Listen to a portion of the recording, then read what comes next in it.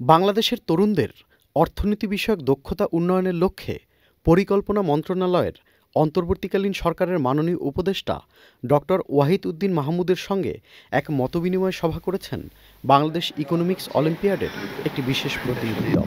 অর্থনীতিবিদরা তো শুধু অর্থনীতির লাভ ক্ষতি দেখে, তাই না? মানুষকে শুধু লাভ ক্ষতি দেখে। মানুষ তো অনেক ভালো মানুষ, মানে মানুষকে শুধু টাকার অঙ্ক সব বিচার করে।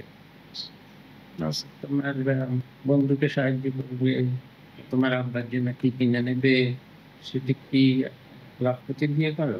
এ সময় প্রতিনিধি দলের সঙ্গে ছিলেন বাংলাদেশ ইকোনমিক্স অলিম্পিয়াডের ব্র্যান্ড অ্যাম্বাসেডর মোহাম্মদ মানসুরুল হক। মতবিনিময় সভা সম্পর্কে জানতে চাইলে তিনি বলেন, আজকের আলোচনা অর্থনীতি শিক্ষায় একটি নতুন দিগন্ত উন্মোচনের আশা জাগিয়েছে। দেখুন, আজকে বাংলাদেশ গভর্নমেন্টের মাননীয় পরিকল্পনা উপদেষ্টা মহোদয়ের সাথে আমাদের দীর্ঘক্ষণ মতবিনিময় হয়েছে এবং উনি সুনির্দিষ্ট কিছু দিক নির্দেশনা আমাদেরকে দিয়েছে।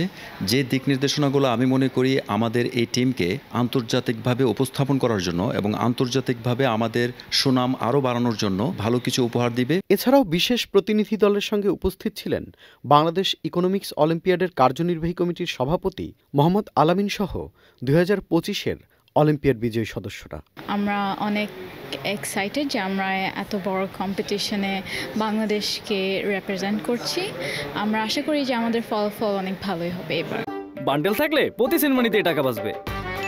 বিকাশ সেনমানি বান্ডেল কিনে জিতুন প্রতি লেনদেনে। তো আমরা আমাদের দিক থেকে সর্বোচ্চ চেষ্টা করেছি, পার্টিসিপেন্টরাও তাদের দিক থেকে সর্বোচ্চ চেষ্টা করছে এবং আমরা আশাবাদী যে প্রিপারেশনটা খুব ভালো লেভেলে গিয়েছে। বৈঠকে তারা বাংলাদেশের তরুণদের অর্থনীতি চর্চার অগ্রগতির কথা তুলে ধরার পাশাপাশি অলিম্পিয়াডের লক্ষ্য ও ভবিষ্যৎ পরিকল্পনা নিয়ে বিশদ আলোচনা করেন।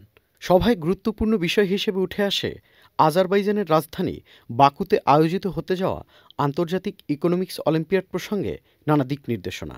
আমরা বিগত যে বছরগুলোতে পার্টিসিপেট করেছি সেই বছরগুলোর তুলনায় এবার পার্টিসিপেশন, প্রিপারেশন সব কিছুর দিক থেকে আমরা অনেকটা এগিয়ে আছি আগের তুলনায়। আমরা আশা করছি এবার আমরা ভালো কিছু করতে পারবো।